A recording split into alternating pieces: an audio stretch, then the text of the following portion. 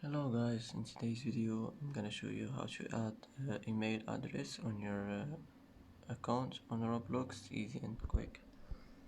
First click settings, now click account information.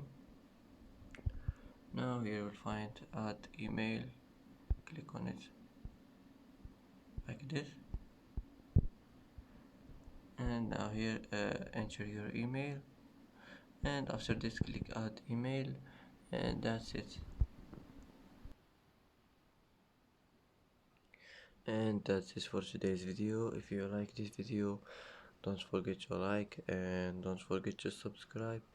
I hope this video is helpful for you, and thanks for watching until the end, and see you in the next video.